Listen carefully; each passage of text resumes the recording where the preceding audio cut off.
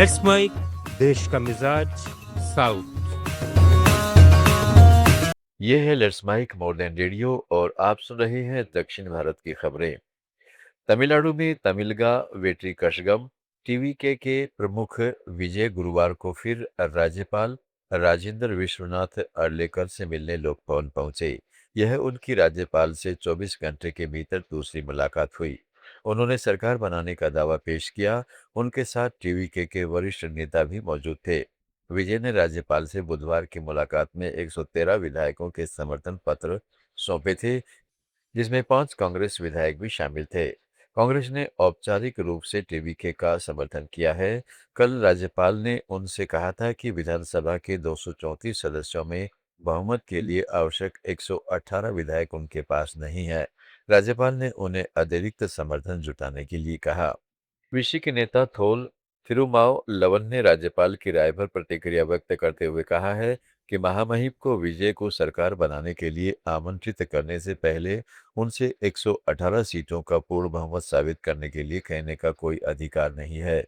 उन्हें पहले मुख्यमंत्री के रूप में कार्यभार संभालना चाहिए, क्योंकि यह जनता का जनादेश है। इसके बाद विधानसभा में बहुमत साबित करना उनकी जिम्मेदारी बनती है। एक अन्य घटनाक्रम में टीवी के प्रमुख विजय ने प्रोटोकॉल के अनुसार मुख्यमंत्री को शपथ ग्रहण उपलब्ध कराए गए पुलिस काफिले को स्वीकार करने से इनकार कर दिया।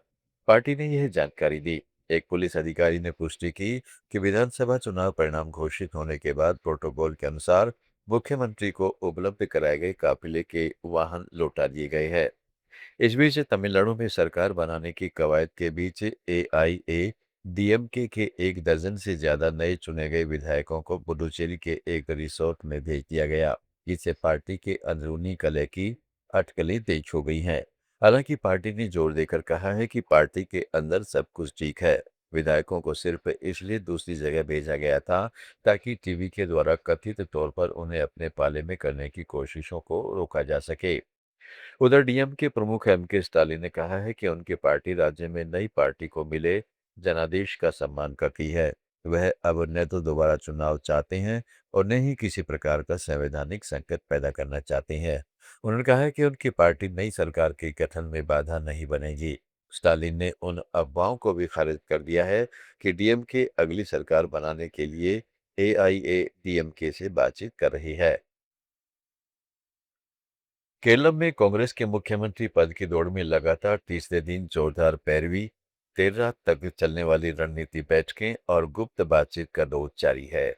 केसी वेणुगोपाल, वीडी सतीशन और रमेश चेन्निथला गुरुवार को तिरुवनंतपुरम में नवनिर्वाचित कांग्रेस विधायकों की बैठक से पहले फोन और संपर्क साधने में जुटे रहे। एआईसीसी पर्यवेक्षक मुकुल वासनिक और अजय माकन बुधवार को राज्य की राजधानी पहुंच गए हैं।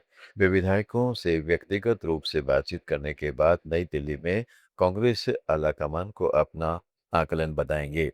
सत्ता संघर्ष के केंद्र में संगठनात्मक प्रभाव और जनमत के बीच लड़ाई साफ नजर आ रही है।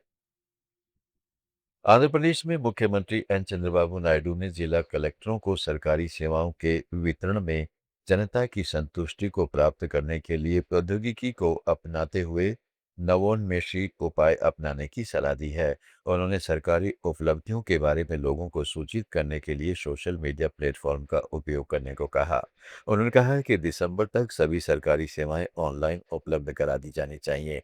उन्होंने आंध्र प्रदेश को एक लॉजिस्टिक्स हब बनाने की आवश्यकता पर जोर दिया। कर्नाटक हाई कोर्ट ने कहा है कि माता पिता के बीच कलह के कारण किसी नाबालिग को कष्ट नहीं सहना चाहिए। कोर्ट ने क्षेत्रीय पासपोर्ट कार्यालय को निर्देश दिया कि नाबालिग बच्चे के लिए 8 सप्ताह की अल्प वैधता वाला पासपोर्ट जारी किया जाए।